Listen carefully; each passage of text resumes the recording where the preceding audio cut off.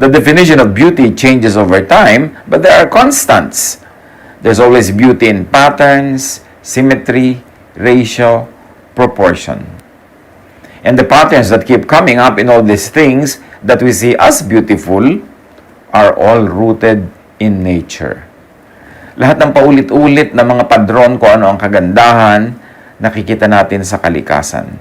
Psalm 8:3-4, I consider your heavens, the work of your fingers, the moon and the stars, which you have set in place. So pati ang pag-aayos ng mga bituin ng heavenly bodies, may kagandahan, merong order. And patterns even become part of our biology because it helped our ancestors survive. Halimbawa, patterns and symmetry and colors and forms showed them which things are safe, edible, pleasing, and also which things were dangerous or poisonous. Sa itsura pa lang ng mga halaman, malalaman mo na safe ba itong kainin, safe ba itong hawakan. Genesis 2:9, the Lord God made all kinds of trees grow out of the ground, trees that were pleasing to the eye and good for food. Why beauty makes us happy is a very interesting issue. Well, patterns are found in nature like shells, waves, clouds, flowers. Symmetry in nature signifies normality. Pagka may symmetry, merong regularness sa mga design, ang sinasabi nun sa atin, normal ito, normal ang mga bagay-bagay. Halimbawa, does the cloud signify rain sa itsura niya? Are the waves safe to swim sa itsura lang ng mga alon at agos? Can I eat this sa itsura ng halaman? Symmetry in human faces and features also show health and fertility. That's why people are attracted to physical beauty because the health and fertility of a human being can be seen in the shapes of his anatomy or her anatomy. Song of Songs 2:3-4, your teeth are like a flock of sheep just shorn, coming out from the washing. Each has its own twin, not one of them is alone. So may symmetry pati ngipin at ito yung hahalin tulad sa magandang mga bagay that are already regular in the lives of the people writing the verses. Things that help us survive activate the reward centers in our brains. Nagagandahan tayo sa mga bagay na alam nating makakatulong for survival. Kaya nagagandahan tayo. Halimbawa, ang mga kababaihan, nagagandahan sila sa mga lalaking malalaki ang braso, malalaki ang hita, malalaki ang mga bisig, kasi it will help them survive. Kung yun ang naging asawa nila, may pagtatanggol sila. At gusto naman ng mga lalaki, yung mga babaeng malalaki, mga balakang, kasi madaling mga anak. Meron sila mga magaganda mga breasts, kasi makakasustain sila ng mga sanggol na kanilang i-breastfeed. All of that is something to do with survival. Our concept of beauty is related to survival. Recognizing signals of safety and nutrition trigger nice feelings in us. And we find all of that beautiful. Song of Songs 2:3, like an apple tree among the trees of the forest is my beloved among the young men. I delight to sit in his shade, and his fruit is sweet to my taste. Very, very picturesque ang description dito ng male beauty. And the singer likens the love of her life to a tree of nourishment and sanctuary. Beauty is so hardwired in us that research shows it is a part of our instinctive brain. Now, why is beauty important? Among the reasons we've already said, without beauty, nothing else matters. In fact, one of the signs of acute depression, pagpapabaya sa sarili, sa anyo, sa amoy, sa kalusugan. Pag ang tao hindi na interesado sa kanyang itsura, sa kanyang amoy, sa kanyang kalusugan, it could be a sign of acute depression. Ibig sabihin, hindi na normal yan. Kasi ang normal, ang tao, gusto siya ay mabango, gusto siya ay magandang tingnan, gusto siya ay maayos. Warped and damaged beings live amidst ugliness. Halimbawa, yung possessed man na pinuntahan ni Jesus, nakatira siya sa mga libingan. Si King Nebuchadnezzar, nung nawala ang sariling bait, naging asal hayop at halos itsurang hayop. Or living amidst ugliness damages people. Kaya kalaban ng true godliness ang poverty, ang squalor, kasi nakakasira ng pagkatao, ng dignidad, ng kagandahan. Kaya dapat ang tunay na espiritualidad, nilalabanan ng poverty. We create and produce what we need, and more than what we need, para we are not only surviving, but we're also able to be generous, and we're able to create a culture that incorporates beauty. Our brains and body react to beauty. It feels natural to experience joy, pleasure, shivers down the spine, awe in sight of great artworks, or sometimes even negative emotions of fear, anger, or disgust in front of ugliness or visually challenging stimuli. Ang bilis natin mag-react sa maganda, tingin ka agad. Sa nakakadire, iwas ka agad ng tingin, pikit ka ng mata. Sa karimari-marim, ayaw mong tingnan. Instinctive yan. When we modernize the world in the last several hundreds of years,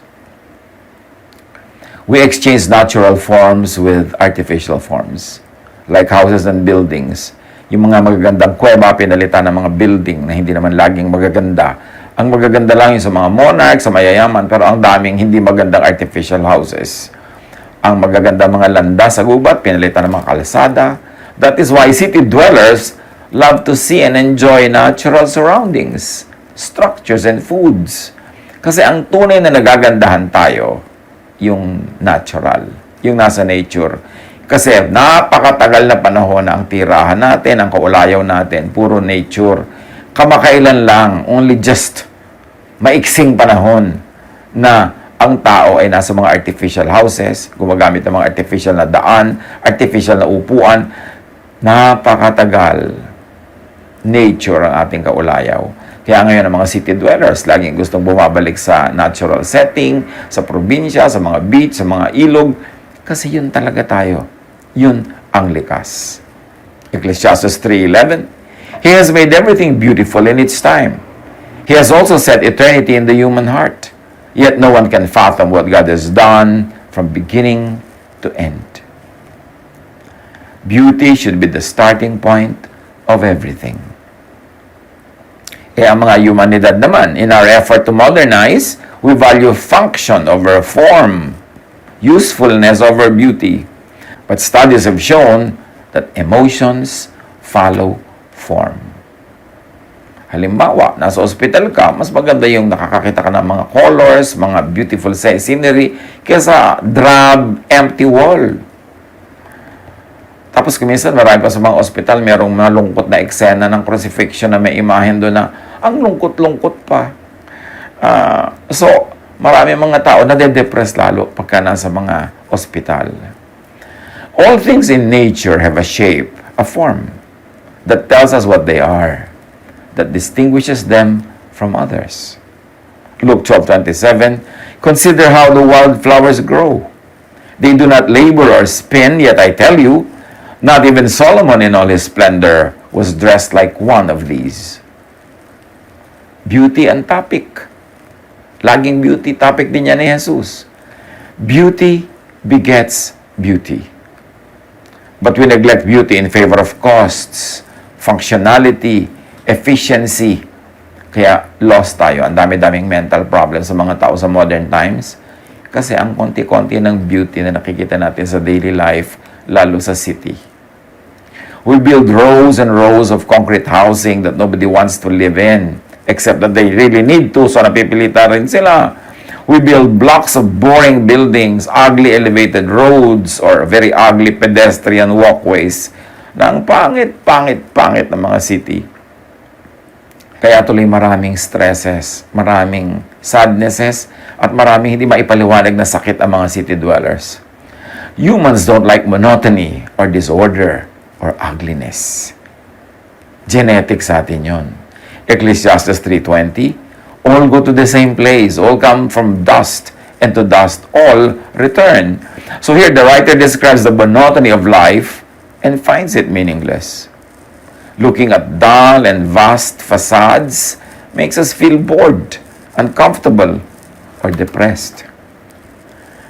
In fact, boredom has been linked to raising heart rates and stress levels.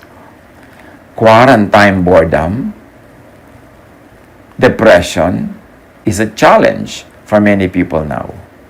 That is why uusap tayo tungkol sa beauty. We should beautify quarantine life.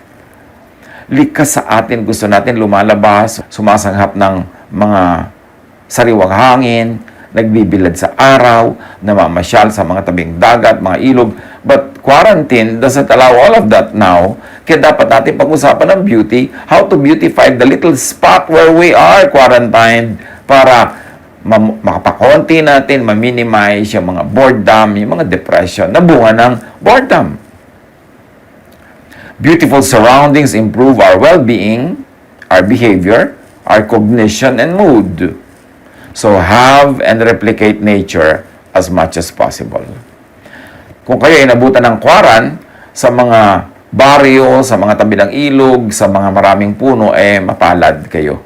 Pero yung mga inabot sa mga cities, lalo't kung hindi kalakihan ng bahay, walang bakuran, yung paglabas mo, kalye na, tapos bawal lumabas, yung mga ganyan, dapat mag-replicate tayo, kumopya tayo ng nature. Kahit malang isa, dalawang paso ng halaman, magtanim kayo ng paso sa ng halaman rather sa mga lata, o meron tayo mga drawing, mga picture ng mga bundok.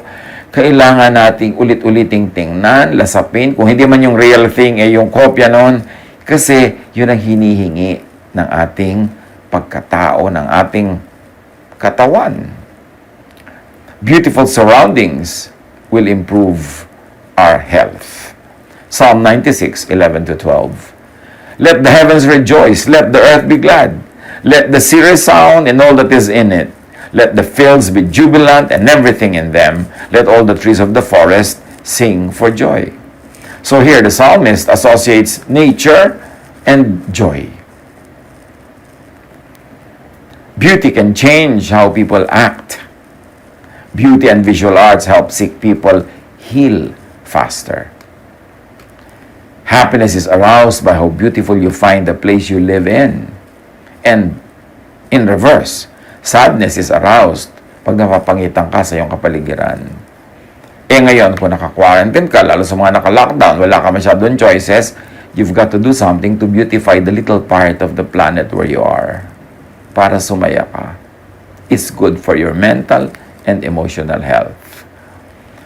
Kung may magaganda kayong mga sapin ng kama, ngayon yun na ilabas, gamitin. May magagandang unan, magagandang plato, ipaglalabas, gamitin yan. Kung meron kayong mga nakatagong magagandang ilaw, lampshade, yun ang gamitin nyo ngayon. At sa bahay, isuot nyo yung mga mas magaganda yung pambahay, hindi yung mga mukha tayong basahan sa bahay. Although yun ang pinaka-komportable pag mukha kang basahan. Pero yung magaganda yung tuwalya, ilabas. In other words, pagandahin ang paligid para sumaya ang mata at sasama na dyan ang ating puso. God intentionally created the universe to be beautiful. Lahat ng ginagawa niya noon, sabi niya, it was good. Ecclesiastes 3:11, He has made everything beautiful in its time. Psalm 65:8, the whole earth is filled with awe at your wonders. Where morning dawns, where evening fades, you call forth songs of joy. Psalm 104:24, how many are your works, Lord? In wisdom you made them all. The earth is full of your creatures. At bawat creature magaganda, hanggang kaliit-liitang kulisap, kalaki-lakihang bulaklak, pati mga bato, pati mga hugis na mga ulap, lahat maganda.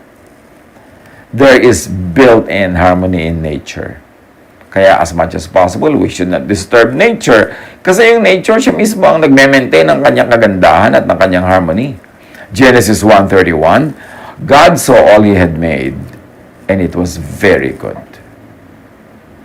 Job 38:31-33, can you find the chains of the Pleiades? Can you loosen Orion's belt? Can you bring forth the constellations in their seasons, or lead out the bear with its cubs? Do you know the laws of the heavens? Can you set up God's dominion over the earth? The obvious answer for a simple man is no. Pero ang talagang tunay na sinasabi ng mga verses na ito, that the constellations mark and are in harmony with the seasons and they order the heavens. May kinalaman kung kailan matutulog ang mga oso sa kanilang mga hibernation sa arrangement ng mga bituin sa langit. Interconnected ang lahat. That's how God meant it to be. Isaiah 40:26, lift up your eyes and look to the heavens. Who created all this? Who brings out the starry host one by one and calls forth each of them by name? Because of his great power and mighty strength, not one of them is missing. So all the stars and constellations and heavenly bodies appear in their appointed time, and their cycles repeat without errors. At pag may sinasabing end, hindi yung end of the world, hindi yung end of the planet, hindi end of life, end of a cycle of time, end of a season. Job 25:2, dominion and awe belong to God. He establishes order in the heights of heaven. May kaayusan, at ang kaayusan ay kagandahan. Humans were created to recognize and appreciate beauty, to process visual input or assess our surroundings. Beauty meets an inborn need for meaningful information. Sa physics, mayroong concept of beauty na tinatawag na the golden ratio. The golden ratio, also known as the divine proportion, is a mathematical ratio commonly found in nature. This relates to the so-called Fibonacci sequence, yung 0, 1, 1, 2, 3, 5, 8, 13, in which each term is the sum of the previous two. Ano ibig sabihin natin? Yung 0 plus 1, ang susunod doon, 1, di ba? And then 1 plus 1, yung magkasunod na dalawa, magiging 2. So, yung 2 plus 1 na sinundan niya, magiging 3. Yung 3 at yung 2 na sinundan niya, magiging 5. Yung 5 at yung 3 na sinundan niya, magiging 8. Yung 8 at 5 na sinundan niya, magiging 13. And so on and so forth. Now, ano yung Fibonacci sequence or the divine proportion or the golden ratio in physics? Pag tinignan natin dito sa drawing na ito at titigan ninyo, ganyan yung ratio na yan, yung kala-loob-looban nung parang papabilog na yan, yung umiikot na kulot na yan, nandyan yung mga number na tinukoy natin kanina. Nandyan yung 0, nandyan yung 1, nandyan yung 2, nandyan yung 3, nandyan yung 5, yung 8, 13, 21, 34. Palaki ng palaki dahil lumalaki yung number. At yan yung shape na kinikreate niya sa tinatawag nga nating divine shape na ito. But this is found in nearly everything we will call beautiful. The same pattern is seen and repeated in all creations. Halimbawa, yung mga galaxies, yung sunflower, yung mga dahon na nakikita ninyo na napapaikot, no? Yung mga pag-ikot-ikot ng mga buhawi, ng tornado, ng mga plants, ng shell, they follow the same pattern. Pag tiningnan mo sila, alam mong may isang maker. Kitang-kita mo yung signature, no? Na uulit-ulit dito, nakikita natin yung physics concept of beauty, the golden ratio, or the Fibonacci sequence. Sa halaman, sa dahon, sa mga heavenly bodies, pati sa mga buhawi, sa mga ipo-ipo, sa uli-uli, maging sa mga kabibe. At sa mga mukha na usually tinatawag nating likas na maganda, makikita nyo dyan, pag ipinusuperimpose yung shape na yan, nasa mukha ng isang matatawag nating magandang shape ng mukha. This Fibonacci sequence is copied into structures and arts. Now, interestingly, natural artists will just create like this on instinct. Pagka ang artista ay natural ang kanyang talent, tuwing gagawa siya, lumalabas yung mga circles and shapes na yan kahit hindi niya sadyain. Meanwhile, learned and trained artists will consciously follow the rule. Pag tinignan niyo yung Tour Eiffel or Eiffel Tower sa France, sumusunod yan sa principle na yan. Yung shape ng Mona Lisa as a composition, yung shape ng Leonardo da Vinci Last Supper as a composition, at maging ang overall shape ng Parthenon sa Greece, yung mga temples sila doon, kita nyo yung drawing na maliit na lumaki ng lumaki na parang shell din, makikita nyo nasa pattern ng architecture. May creator. Siya ang nag-decide kung ano ang maganda. At yung ganda na yan, likas na nasa atin. Kahit hindi natin sinusukat, hindi natin talagang ina-applyan ng kung ano-anong conscious standards, alam agad natin pag maganda ang isang bagay. Alam agad natin pag gagagandahan tayo o hindi nagagandahan. Now, fractal is a mathematical concept of beauty. Kita nyo sa physics, nandun ang Diyos. Pati sa math, nandun ang Diyos at nandun ang kagandahang nililikha ng Diyos. A fractal is an object or quantity that displays self-similarity. Ano yon? Yung kamukha niya ang mga parts niya. In a somewhat technical sense, on all scales, in other words, any part of the structure is like a miniature version of the whole structure. Yan ang tinatawag nating fractal concept of beauty. Halimbawa, itong dahon na ito. Titigan nyo ang dahon na itong mabuti. Simulan natin sa pinakamaliit na dahon. Yung kaisa-isang single dahon, yung shape niya, kamukha ng isang tangkay kung saan siya kasali. At yung tangkay na kasali siya, kamukha ng mas malaking tangkay kung saan lahat sila ay kasali. At yung malaking tangkay na yan, ay kamukha ng buong halaman kung saan lahat ng tangkay ay kasali. Fractal beauty. Halimbawa, dito sa mga cones na ito ng halaman o anuman, makikita nyo, titigan nyo ang pinakamaliliit na shape. Yung korte niya, kamukha ng korte ng mga katabi niya, at yung tumpok-tumpok nila, yung buong shape nun, kamukha ng korte ng bawat isa sa kanila. At pag pinagsama-sama yung mga tumpok-tumpok na yan, yung buo nila, kabuuan, kamukha din nung maliliit na tumpok, kamukha rin ng maliliit na bahagi. Paulit-ulit ang itsura niya. From small to big, yun din ang shape. Interesting, no? Kaya hindi pwedeng aksidente lang ang nature. May creator. At ang creator, maganda, mahilig sa maganda. Nature follows the fractal pattern for structure integrity. Kaya yan ay nagagamit or to fit as many small parts in the smallest space without overlapping. Kaya pag ginamit sa engineering, ginamit sa building construction, yung concept of fractal beauty and fractal pattern, yun ang pinaka matibay at pinaka may integrity ng mga structures. Makikita natin yan sa mga structure ng itlog na mahirap basagin, nasa mga structure ng mga dome na mahirap paghuhuin. Halimbawa, dito sa larawan na ito ng isang bulaklak. Grabe, every shape repeats itself but they don't overlap.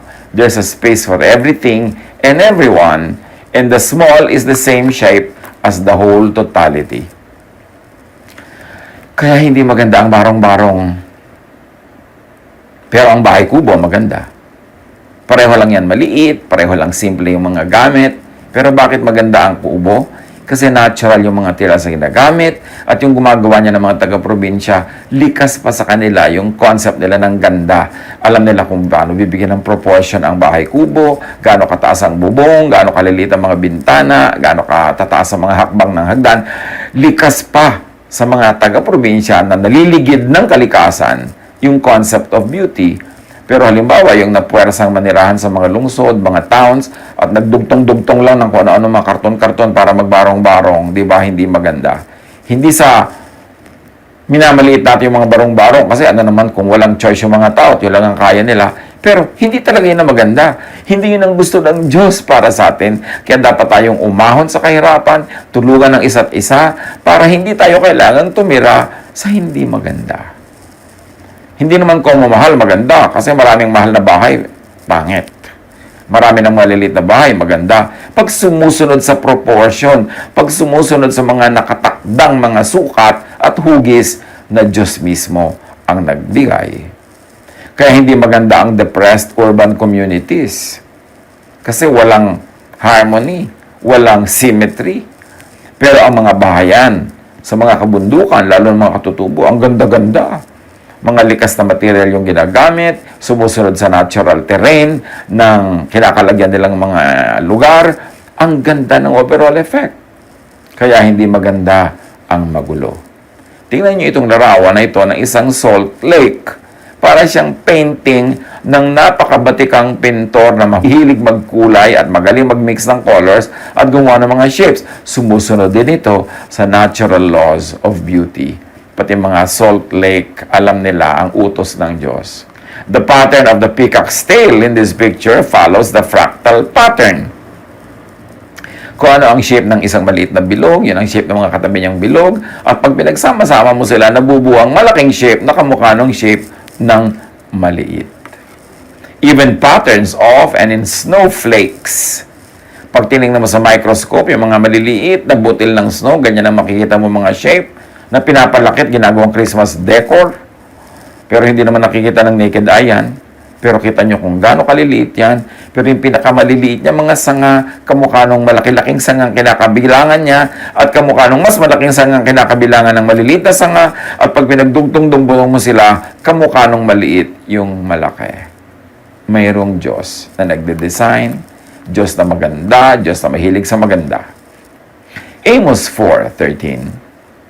He who forms the mountains, who creates the wind, and who reveals his thoughts to mankind, who turns dawn to darkness, and treads on the heights of the earth, the Lord Almighty is his name. And Ezekiel 16:14, in your fame spread among the nations on account of your beauty, because the splendor I had given you made your beauty perfect, declares the sovereign Lord. God is beauty, and God is in the details.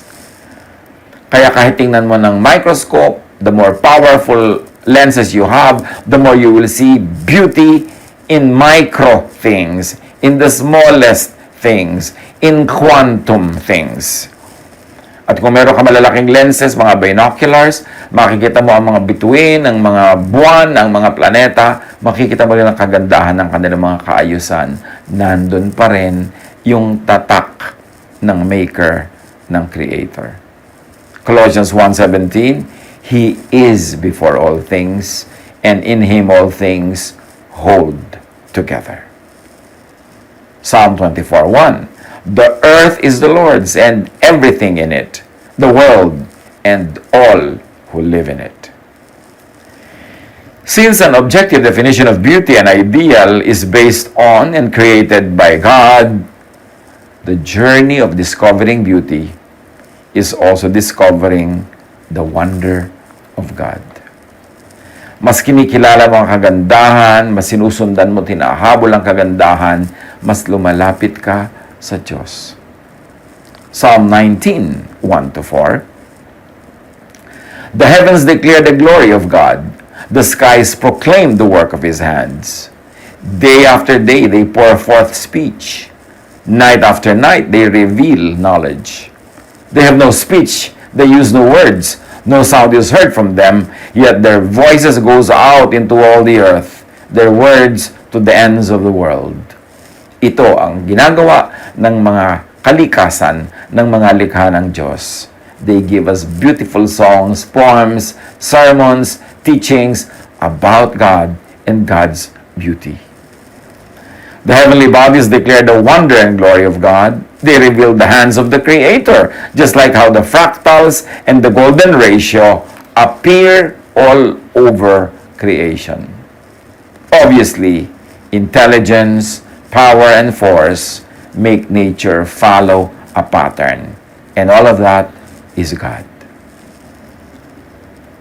To become more beautiful is to become more like God. Therefore, beautify your thoughts.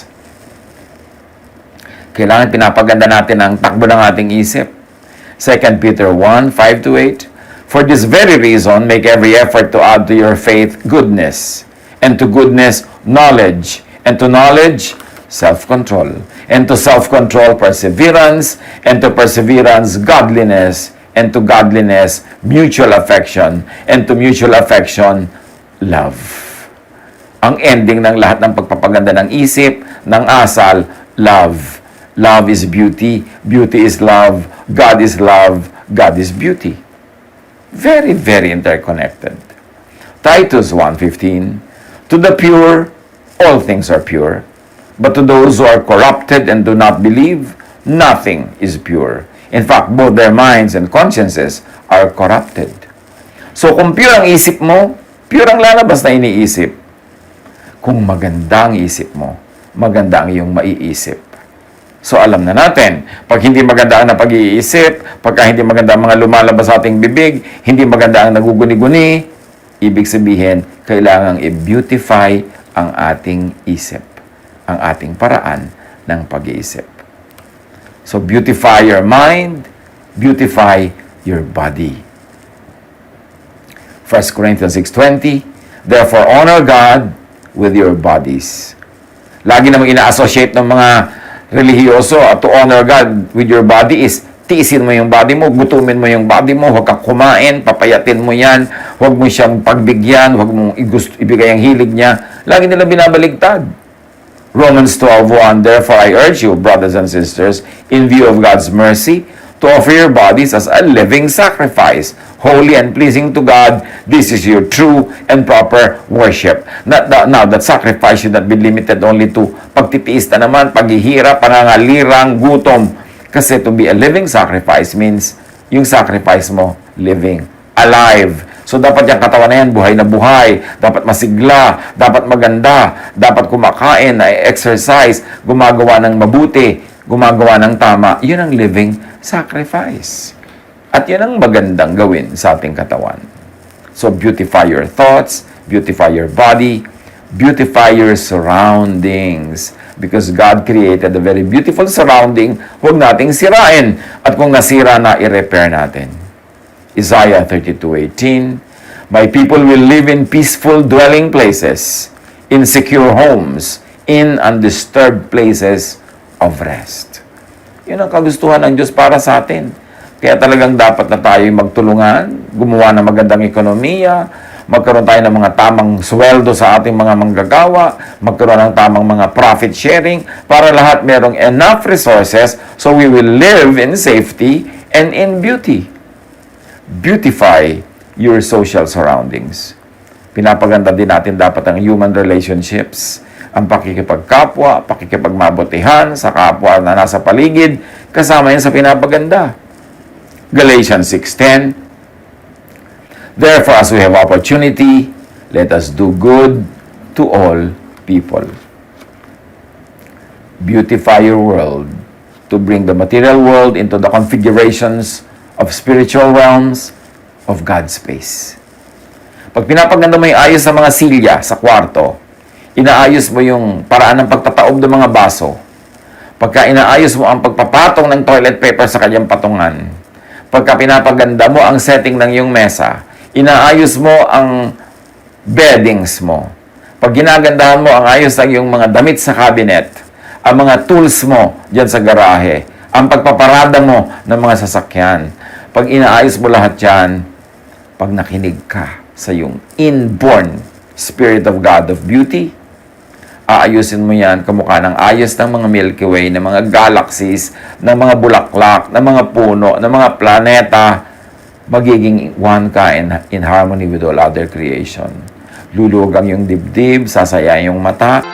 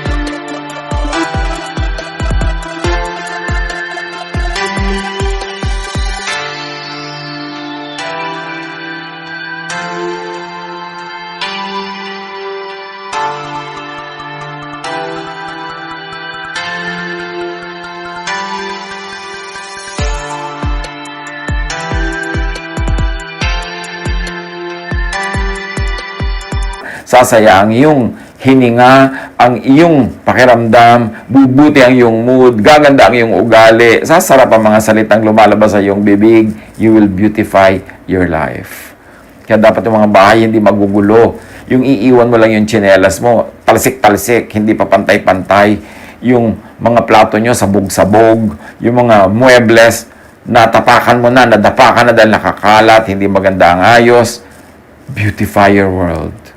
Yan ang iniwan, ibinigay sa atin ng Diyos na mundo, may kaayusan. Hindi nagbabanggaan ng mga planeta. Hindi yung paglakad mo sa bahay mo, bumabangga ka sa lahat ng cabinet kasi mali ang ayos, mali ang arrangement. 2 Corinthians 3:17-18. Now the Lord is the Spirit, and where the Spirit of the Lord is, there is freedom. And we all, who with unveiled faces contemplate the Lord's glory, are being transformed into His image with ever-increasing glory, which comes from the Lord, who is the Spirit. It's a mouthful. Ang sinasabi lang yan, dapat tayo unti-unting nagiging kamukha ni Jesus. At si Jesus, bilang anak ng Diyos, Jesus is beautiful. Jesus is Son of God. God is God of beauty. So, dapat nagiging beautiful din tayo. Hindi mo kailangan lagyan ng gender yung ganda kung pang babae yun o pang lalaki. Kaya nga sa Tagalog, maganda is for lalaki yan. And for babae, sinasabi lang, magandang babae, magandang lalaki. Pero yung ganda mismo, hindi yun bound by gender. Kasi ang ganda ng Diyos, hindi bound by gender. Psalm 139, 13-14. For you created my inmost being. You knit me together in my mother's womb. I praise you, because I am fearfully and wonderfully made. Your works are wonderful.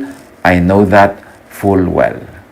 So, ang ganda ng tao, hindi lang sa proportion ng kanyang panga at ng kanyang noo. Kasi iba-iba rin ang mga tao. Pero yung proportion ng kanyang puso, ng kanyang espiritu, yung proportion ng kanyang ugali, kasama pa yun. At meron naman mga tao na gifted sila at mapalad sila at blessed na yung physical na anyo nila is in conformity with usong beauty ng isang panahon. Remember, iba-ibang panahon ay iba-iba rin yung standard of what is beautiful.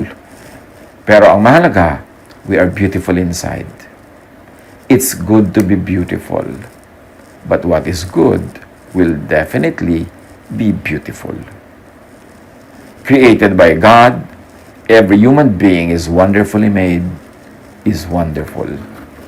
So see, appreciate, live by and live for, celebrate how God has created you and everyone else, especially during quarantine. Find, appreciate, celebrate, recreate that God created, God-given beauty in everyone, in every natural thing. Huwag nating sirain ang kalikasan needlessly. Huwag ubusin lahat ng puno for development. Huwag durugin lahat ng bato para gawing graba. Huwag i-bulldoze lahat ng bundok. Kailangan meron tayong igalang dahil nandyan sa ganda ng kalikasan ang kaligayahan ng ating espiritu. When we destroy beauty around us, there is a part of us that dies with it. Kaya kailangan pinapahalagahan natin ang kagandahan at kaayusan. Hindi luho, hindi kayamanan, ganda. Kahit ka walang pera, pwede mong pagandahin ang iyong environment, ang iyong ugali, ang iyong sarili. Especially during quarantine. Limited na nga ang space na ginagalawan natin. Limited na nga ang number ng mga people na pwede nating makasama at makahalubilo. Kailangan gandahan na natin. Gandahan na yung environment. Ayusin na yung bahay na yan. Ayusin na yung kaprasong garden na yan. It's the time now to make it more beautiful because we're staying in these spaces longer. And we don't know